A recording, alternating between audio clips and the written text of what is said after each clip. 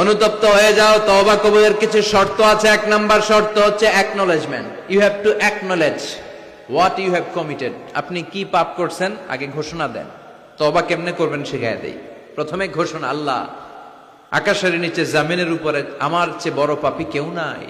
সগীরা কবিরা, জেনে না জেনে, ইচ্ছায় অনিচ্ছায়, শিরকে বেদাতি, শয়তানের ধোকায় পড়ে, নফসের ওয়াসওয়াসায় অনেক পাপ করেছি। আল্লাহ, আল্লাহ আমি স্বীকার গেলাম আমি পাপী, আমার চেয়ে বড় পাপী কেউ নাই। প্রথমে আপনি স্বীকার যাবেন সব। 2 নম্বরের রিপেন্টেন্স আর নাদামা, অনুতপ্ত হবেন, চোখের পানি ছাড়বেন, অনুতপ্ত হবেন, লজ্জিত হবেন। চোখের পানির দৃশ্য দেখে আল্লাহর বড্ড ভালো লাগে, সুবহানাল্লাহ পড়েন। 3 নম্বরে স্টপ। যেই পাপের জন্য তওবা করেছেন স্টপ, অনেক হয়েছে, আর না, থামেন, ওই পাপ কাজ বন্ধ করেন। 3 নম্বরে to hate what you have done. আপনি যেই পাপ করেছেন এটা মন থেকে ঘৃণা করেন, মন থেকে এটাকে ঘৃণা করতে হবে। 5 নাম্বার হচ্ছে to determine that you never repeat this sin in your life again. আল্লাহর ওয়াদা দেন যে আল্লাহ পারতপক্ষে আমার জীবনে এই পাপ আর করব না। তার মানে প্রথমে আপনি স্বীকার গেলেন, 2 নম্বরে অনুতপ্ত হলেন, 3 নম্বরে পাপ কাজ বন্ধ করে দিলেন, 4 নম্বরে পাপ কাজটা মনে প্রাণে ঘৃণা করলেন, 5 নম্বরে আল্লাহর কাছে ওয়াদা দিলেন আল্লাহ আর পাপ করব না। এই 5টা শর্তের আলোকে যদি আল্লাহর কাছে তওবা করেন, তওবা কবুল করবে কে? সাইয়েদনা আদম আলাইহিস সালাম ভুল করে নিষিদ্ধ গাছের ফল খেলেন জান্নাতে। আল্লাহ দুনিয়ায় পাঠালেন, সাইয়েদনা আদম কাঁদতে শুরু করলেন, কিন্তু আল্লাহ ক্ষমা করেন না। ফাতালাক্কা আদমু মির রাব্বিহি কালিমাতিন ফাতাবা আলাইহি। এরপর আল্লাহ সাইয়েদনা আদমকে কিছু কালিমাত, কিছু বাক্য শিখিয়ে দিলেন আর বললেন, আদম এই কালিমাগুলো, এই বাক্যগুলো দিয়ে চেয়েছে আমার কাছে কাঁদো, আমি ক্ষমা করে দিব। সাইয়েদনা আদম আল্লাহর শেখানো বাক্যগুলো দিয়ে ক্ষমা চাইতে শুরু করলেন। রব্বানা যালামনা আনফুসানা ওয়া ইল্লাম তাগফির লানা ওয়া তারহামনা লানাকুনান্না মিনাল খাসিরিন। ও আল্লাহ, জুলুম করেছি, অন্যায় করেছি, পাপ করেছি, তুমি যদি মাফ না করো আমরা ক্ষতিগ্রস্ত হয়ে যাব। ঠিক কি না? অন্যায় হলেই এই দোয়াটা করার দরকার আছে না নাই? রব্বানা যালামনা সবার মুখস্থ আছে না? সব সময় আল্লাহর তওবার দরজা খোলা 24/7। অন্যায় হলেই আমরা এই দোয়াটা পড়ব, এই দোয়াটা করে আল্লাহর কাছে ক্ষমা চাইবো। ক্ষমা করে দিবে কে? শুধুমাত্র আমার প্রিয় ভাইয়েরা, 2টা সময় তওবা কবুল হয় না। চিল্লায় বলেন কয়টা সময়? 1 নম্বরে বাদাল গারগারা, মালাকুল মাউত যখন রূহ ধরে টান দেয়, মূর্ছ ব্যক্তির বড্ড কষ্ট হয়। গলা দিয়ে যখন রূহ বের হয়ে যায়, লোকটার গলায় গর গর গর গর গর গর শব্দ হয়, সে মালাকুল মাউতকে দেখে ফেলে। তখন আর তওবা করলে কবুল হবে? আপনি তো দেখেই ফেলাইছেন, সুযোগ তো অনেক পাইছেন, কাজে লাগার নাই। ঠিক কিনা? এটা হলো ফেরাউনের দশা। ফেরাউনকে যখন আল্লাহ লোহিত সাগরে ডুবাইলেন, পানি খাইতে খাইতে ফেরাউনের পেটটা এত বড়। এবার ফেরাউন হাত তুলা কয়, আনা মিনাল মুসলিমিন। কি কয়? আনা মিনাল, মানে আমি মুসলমান। কত ভালো মানুষ দেখছেন, মুসলমান। ফেরাউন না যদি মুসলমান হয়, আমরা থেকে কি লাভ? কথা কন। ফেরাউন হাত তুলে বলে, আনা মিনাল মুসলিমিন, আমি ভালো মানুষ। আল্লাহকে, তোর মতো ভালো মানুষের দরকার নাই, তুই মর। কারণ দ্য টাইম ইজ আপ, সময় শেষ। বাদাল গারগারা, তার সময় শেষ। মুসা আলাইহিস সালামের চাচাতো ভাইয়ের নাম ছিল কারুন। বিশাল সম্পদের মালিক আল্লাহ বানিয়েছে। আমি ফেরাউনের লাশও দেখে এসেছি সচক্ষে। আবার কারুনকে যে এলাকায় আল্লাহ জামিনে দাবিয়ে দিয়েছে, ফাখাসাফনা বিহি ওয়া বিদারিহিল আরদ, ওই এলাকাটাও ফায়ুম জেলা, কায়রো থেকে 100 কিলোমিটারের মতো দূরে। এই ফায়ুম জেলায় তার সব সম্পদ আল্লাহ জামিনের ভেতরে দাবিয়ে দিয়েছে। মুসা আলাইহিস সালাম বললেন, কারুন, তোর তো অনেক সম্পদ, তুই আল্লাহর রাস্তায় যাকাত দে। তুই আগে তোর হৃদয়টারে খোল, এরপরে তোর হাত খুলবে। আগে হাত খুল, তোর হৃদয় খুলবে। ঠিক কিনা? সে কয়, না, আমি যাকাত দিব না, কারণ এগুলো আমার আল্লাহ দেয় নাই, এটা আমি নিজে কামাইছি। ইন্নামা উতীতুহু আলা ইলমিন ইনদি, আমার ইন্টেলেক্ট, মেধার বুদ্ধি খাটিয়ে এই সম্পদের মালিক আমি হয়েছি। মুসা আলাইহিস সালাম বললেন, তাই তাহলে আযাবের অপেক্ষা কর। আল্লাহ আযাব পাঠালেন, ফাখাসাফনা বিহি ওয়া বিদারিহিল আরদ। কারুন সহ কারুনের সব সম্পত্তি আল্লাহ মুহূর্তের মধ্যে জামিনের ভিতরে ঢুকাতে লাগলেন। কারুনের পা ঢুকে গেল, ঢুকতে ঢুকতে হাঁটু পর্যন্ত ঢুকে গেছে জামিনের ভেতর। কারণ ভাবছে উঠা যাব, আমারে আটকাইতে পারবে না। এরপরে কোমর পর্যন্ত গেল, কয় উঠে দাম। এরপরে গলা পর্যন্ত, কয় মুসা সব সম্পত্তি তোরে আর তোর আল্লাহরে দিয়ে দিলাম, আমারে বাঁচা, আমারে। ও মুসা, এতক্ষণ শুধু জাকাতের সম্পত্তি দেয় না, এখন কয় সব তোর, সব তোর আর তোর আল্লাহ, আমারে খালি তুই বাঁচা। এখন তওবা কবুল হবে? ওই যে আনামিনাল মুসলিমিনের স্টাইল আছে না নাই? এজন্য এই গড়গড়ানি মৃত্যুর একেবারে ফাইনাল স্টেজ আসার আগে যদি আপনি ক্ষমা চান, ক্ষমা করবে কে? 2 নাম্বার, বাদা তুলুইশ শামসি মিন মাগরিবিহা, কিয়ামতের আগ দিয়ে পূর্ব দিক থেকে সূর্য না ওঠে, পশ্চিম দিক থেকে সূর্য ওঠা শুরু করে দিবে। তখন যদি তওবা করেন, তওবা কবুল হবে নাকি? এর আগ পর্যন্ত যখনই আল্লাহর ডাক দিয়ে তওবা করেন, তওবা কবুল করে নিবে কে? আমাদের দেশে তওবা পড়ানোর জন্য মাওলানা লাগে। কি লাগে? কয় হুজুরের ডাক, ইমাম সাহেবের ডাক, পীর সাহেব হুজুর রান তওবা পড়া আছে না নাই? হুজুর নাই তো তওবাও নাই। হুজুর এলাকায় নাই, হুজুর 3 দিন ধরে ছুটিতে আছে, কয় এখন তো তওবা পড়া যাবে না, কারণ হুজুর ছুটিতে। কত বড় ডাকায়! এরকম ডাকায় জড়িত আছে না নাই? তওবা পড়তে হুজুর লাগে? কথা কন। হ্যাঁ, হুজুরের কাছে তওবা পড়েন, পীর সাহেব হুজুরের কাছে তওবা পড়েন, ঠিক আছে, কিন্তু এটা জরুরি না। আপনি আপনার আল্লাহর কাছে ক্ষমা চাইবেন, গুনার কথা স্মরণ করে জায়নামাজটা বিছিয়ে 2 রাকাত নামাজ পড়ে ক্ষমা চান। আপনার কথা শুনে কে? কেউ যেটা শোনে না শুনে কে? কেউ যেটা দেখে না দেখে কে? কেউ যেটা দেয় না দেয় কে? এজন্য হুজুর লাগবে? ইমাম সাহেব হুজুর, মুয়াজ্জিন হুজুর, বড় হুজুর, ছোট হুজুর, পীর সাহেব হুজুর, কাউরে লাগবে? আপনার তওবা আপনি, আমার তওবা আমি। পাপ করলেই মাফ চাবো, এটার নাম তওবা। তওবা মানে to return to your Lord, আল্লাহর কাছে ফিরে আসবেন। আল্লাহর গোলাম আল্লাহর কাছে ফিরে আসবে, এর নাম তওবা। এজন্য আল্লাহ বললেন, গোলাম তুবু ইলাল্লাহি তাওবাতান নাসুহা, একনিষ্ঠ তওবা করো, একনিষ্ঠভাবে ক্ষমা চাও। ক্ষমার মতো ক্ষমা চাইলে সব গুনাহ মাফ করে দিবে কে? প্রতিদিন আমরা তওবা করব, রাজি আছেন? প্রতিদিন ইস্তেগফার করব। কয়বার? কথা হয় না মাতুক্কা?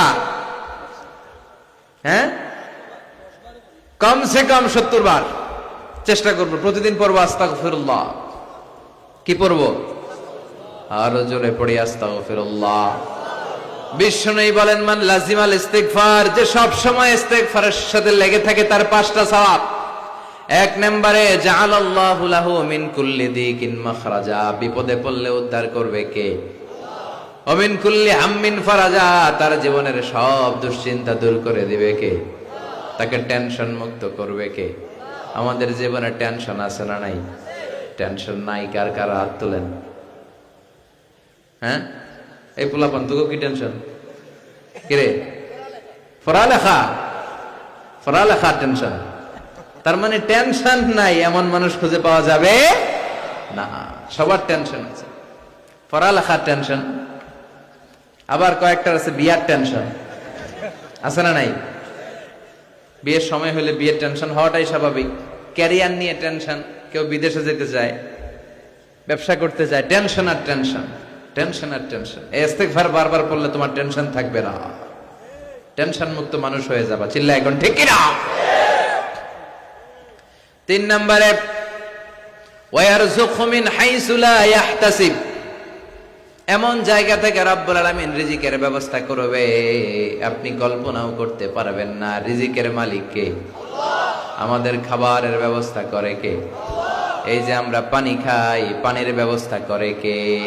মিঠা নদীর পানি, আল্লাহ তোমার মেহেরবানি, সুন্দর ফুল সুন্দর ফল, মিঠা নদীর পানি, আল্লাহ তোমার মেহেরবানি। আলহামদুলিল্লাহ পড়েন। তার মানে সবসময় যে ব্যক্তিটা ইস্তেগফার পড়বে, তার জীবনে টেনশন থাকবে না, তার জীবনে কোনো বিপদ থাকবে না, তার সবসময় রিজিকের মালিক হয়ে যাবে কে?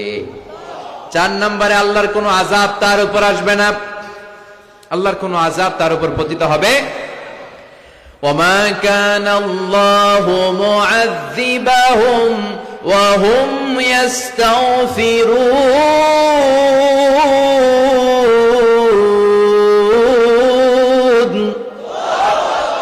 যতক্ষণ আমার বান্দা আমার কাছে ক্ষমা চাইবে, ইস্তেগফার পড়বে, আমার কোনো আযাব তার উপর আসবে না, কোনো আযাব আসবে না। সব ধরনের আযাব থেকে আপনাকে মুক্ত রাখবে কে? 5 নম্বরে আপনারে মুস্তাজাবুদ দাওয়া বানিয়ে দিবে কে? মুস্তাজাবুদ দাওয়া মানে এমন ব্যক্তি, যে ব্যক্তি হাত তুলে দোয়া করতে দেরি হয়ে যায়, দোয়াটা কবুল হতে দেরি হয় না। এদিকে কেউ আছেন মুস্তাজাবুদ দাওয়া, যে হুজুর আমি যখনই হাত তুলে দোয়া করি তখনই আল্লাহ কবুল করে, থাকলেও হাত তুলেন না, এই গোপন জিনিস কাউরে জানায়েন না, ভেজালে পড়বেন, মুস্তাজাবুদ দাওয়া হয়ে যাবে। আজকে বলে রাখি, ইস্তেগফার সব সময় পড়লে কি হবেন? মুস্তাজাবুদ দাওয়া। আপনি দোয়া করা মাত্র কবুল করে নিবে কে? আপনারা ইমাম আহমদ ইবনে হাম্বলের নাম শুনেছেন? হাম্বলি মাযহাবের অনেক বড় আলেম, মুহাদ্দিসুদ দাহর। ওনার বিখ্যাত হাদিসের গ্রন্থ মুসনাদ আহমদ ইবনে হাম্বল একক হাদিসের গ্রন্থ হিসেবে পৃথিবীর সবচাইতে বড় হাদিসের কিতাব। প্রায় 40,000-এর মতো হাদিসের কম্পাইলেশন আছে এখানে, সুবহানাল্লাহ পড়েন। এই মুহাদ্দিস ওনার শেষ জীবনে সব সময় হাদিস লেখা, হাদিস মুখস্থ, হাদিস সংগ্রহের কাজে ব্যয় করেছেন। লম্বা লম্বা সফর করতেন, দেশ থেকে দেশ, দেশান্তরে, এক দেশ থেকে আরেক দেশে তিনি সফরে যেতেন। ওনার সফরের ঘটনায় পাওয়া যায় উনি এক শীতের সিজনে হাদিস সংগ্রহের কাজে সফরে বেরিয়েছেন। প্রচন্ড শীত। উনি এক মসজিদে ঢুকে মাগরিবের নামাজ পড়লেন, এশার সালাত আদায় করলেন। এরপরে ভাবলেন বাইরে এত শীত, যাওয়ার তো জায়গা নাই, এক কাজ করি মসজিদেই ইবাদত করে আর হাদিস পড়ে পড়ে কাটাই, ফজরের সালাত জামাতে পড়ে তারপরে বেরোবো। উনি ব্যাগ থেকে কাঁথা বের করে হাদিসের কিতাব নিয়ে পড়তে লাগলেন। কিন্তু মসজিদের দারোয়ান এসে বলে, উখরুজ মিনাল মসজিদ ইয়া শেখ, এই বুড়া মসজিদ থেকে বেরো। চিনে নাই, উনি যে এত বড় আলেমে দ্বীন মুহাদ্দিস, চিনতে পারে নাই। ইমাম আহমদ ইবনে হাম্বল বললেন, বাবা বাইরে শীত, আমি কই যাব? আমি মুসাফির মানুষ, আমি এই মসজিদে ফজরের সালাতও পড়ব, জামাতে পড়ে তারপরে বেরোবো, রাতটা আমারে থাকতে দাও। মসজিদের দারোয়ান বলে, না মসজিদে থাকা যাবে না, বের হন। ভালো কথায় বের না হইলে ঘাড় ধাক্কা দিয়ে বের করে দেন। কি আর করা, উনি ব্যাগ নিয়ে বের হয়ে গেলেন। শীতে কাঁপছেন। হাঁটতে হাঁটতে হাঁটতে হাঁটতে বাইরে দেখলেন যে একটা বাজার, ওই বাজারে এক যুবক রুটি বানায়, সাজ রুটি বিক্রেতা যুবক। তিনি রুটি বিক্রেতার কাছে যে সালাম দিলেন, আসসালামু আলাইকুম। যুবক বলে, ওয়া আলাইকুম আসসালাম। আহমদ ইবনে হাম্বল বলল, বাবা আমি তোমার রুটির দোকানের পাশে বসে রাতটা কাটাতে চাই, আর তোমার এই চুলা থেকে আগুন পোহাতে চাই, যদি তুমি অনুমতি দাও। যুবক বলে, আহলান ওয়া সাহলান ওয়া মারহাবান বিক ইয়া শেখ, আসেন বসেন, কোনো সমস্যা নাই। আপনি চুলা থেকে আগুন পোহাবেন, এতে আমার ক্ষতি কি? আলহামদুলিল্লাহ পড়েন। আহমদ ইবনে হাম্বল খুশি হয়ে গেলেন। উনি বসলেন, উনি তাপ নিচ্ছেন, আগুন পোহাচ্ছেন, আর দেখতে পাচ্ছেন যুবকটা বারবার পড়ছে আস্তাগফিরুল্লাহ। যুবকটা বারবার কি পড়ছে? আস্তাগফিরুল্লাহ। রুটি বানায় আর পড়ে আস্তাগফিরুল্লাহ। রুটি চুলায় দেয়, পড়ে আস্তাগফিরুল্লাহ। কেউ রুটি কিনতে আসলে তার কাছে রুটি তুলে দেয়, পড়ে আস্তাগফিরুল্লাহ। টাকা নিয়ে ক্যাশ বক্সে ঢুকায়, আর কি পড়ে? আবার রুটি বানাতে শুরু করে, আর কি পড়ে? ইমাম আহমদ ইবনে হাম্বল তার এই দৃশ্যটা দেখে অবাক হলেন। তিনি প্রশ্ন করলেন, যুবক, মা লাকা ইয়া শাব দাইমান তাকরাউনা আস্তাগফিরুল্লাহ। হে যুবক, কি হলো তোমার? আসার পর থেকেই দেখতেছিস তুমি খালি পড়ো আস্তাগফিরুল্লাহ, খালি পড়ো আস্তাগফিরুল্লাহ, কেন? যুবক বলে, এই ইবাদত করে, এই ইস্তেগফারের সাথে সব সময় লেগে থাকার কারণে আমি অনেক কিছু পেয়েছি। কি পেয়েছো? সে বলতে শুরু করলো, আমি মুস্তাজাবুদ দাওয়া হয়ে গিয়েছি। মুস্তাজাবুদ দাওয়া মানে এমন লোক, যে লোক দোয়া করতে দেরি, ওই দোয়াটা কবুল হতে দেরি হয় না। ইমাম আহমদ ইবনে হাম্বল অবাক হলেন। ফাতাআজ্জাবা আহমদ ইবনে হাম্বল ওয়া ক্বাল, আনতা মুস্তাজাবুদ দাওয়া। অবাক হলেন আর বললেন, বলো কি, তুমি মুস্তাজাবুদ দাওয়া? তুমি জীবনে যা দোয়া করেছো সব কবুল হয়েছে? যুবক বলে, হ্যাঁ, আমি জীবনে যত দোয়া করেছি সব দোয়া কবুল হয়েছে, একটা দোয়া ছাড়া। শুধু একটা দোয়া কবুল হয় না, বাকি সব দোয়া চাওয়া মাত্রই কবুল করে নিয়েছে কে? এবার আহমদ ইবনে হাম্বলের কিউরিসিটি আরো বেড়ে গেল। আহমদ ইবনে হাম্বল বললেন, বলো কি, সব দোয়া কবুল, আবার একটা দোয়া কবুল হয় নাই। এটা কোন দোয়া রে বাবা? এবার যুবক বলতে শুরু করলো, আমি আল্লাহর কাছে খুব চেয়েছি যে আল্লাহ, শুনেছি এই জামানার সবচেয়ে বড় মুহাদ্দিসের নাম নাকি আহমদ ইবনে হাম্বল। আল্লাহ, আমি মরার আগে ওনার সাথে একবার দেখা করে মরতে চাই। আমি ওনার হাতে হাত রেখে ওনার কাছে বায়াত হতে চাই, ওনার সাথে মুসাফা করতে চাই, আর ওনার কপালে একটা চুমু দিতে চাই। এই কথা শুনে ইমাম আহমদ ইবনে হাম্বল আর ধৈর্য ধারণ করতে পারলেন না, চোখের পানি ছেড়ে দিলেন। বললেন, যুবক, তোমার এই দোয়াটাও আল্লাহর কাছে কবুল হয়েছে, এই দোয়াটাও কবুল হয়েছে। আনা আহমদ ইবনে হাম্বল, আমি আহমদ ইবনে হাম্বল, মুহাদ্দিসুদ দাহর, এই জামানার সবচাইতে বড় মুহাদ্দিস। আমার সাথে দেখা করার জন্য আমার দরবারে তোমার যাওয়ার দরকার নেই, আমাকে আল্লাহ তোমার দরবারে নিয়ে এসেছে। এজন্য বারবার বারবার সব সময় যদি ইস্তিগফারের সাথে আপনি লেগে থাকেন, আপনারে মুস্তাজাবুদ দাওয়া বানিয়ে দিবে কে? আমি অনেক জায়গায় ইস্তিগফার নিয়ে বয়ান করেছি। এবছর সিলেটে আপনাদের এই প্রোগ্রামে আসার সময় আমি যখন ঢাকা এয়ারপোর্টে, অনেক যুবকরা দৌড়ে এসেছে, হুজুর আপনি মিজানুর রহমান আজহারি না?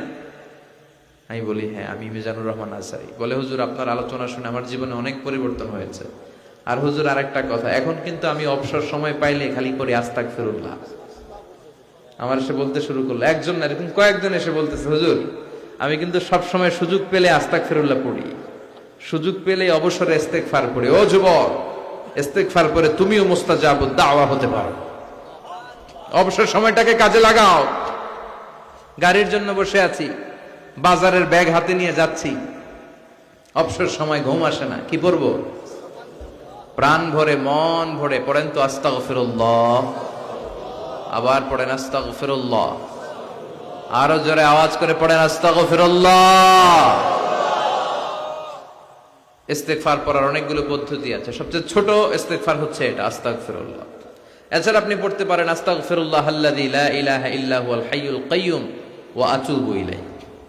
এই ইস্তেগফারটা যদি কেউ পড়ে, জিহাদের ময়দান থেকে ফিরে আসা কবিরা গুনাহ, আল্লাহ বলে জিহাদের ময়দান থেকে ফিরে এসে কবিরা গুনাহ করেছে, এই লোকও যদি এই দোয়া পড়ে তার গুনাহ মাফ করে দিবে কে? আবার সাইয়েদনা আবু বকর বললেন, ইয়া রাসূলুল্লাহ আল্লিমনি দুআআন আদউ বিহি ফি সালাতি, এমন একটা দোয়া, এমন একটা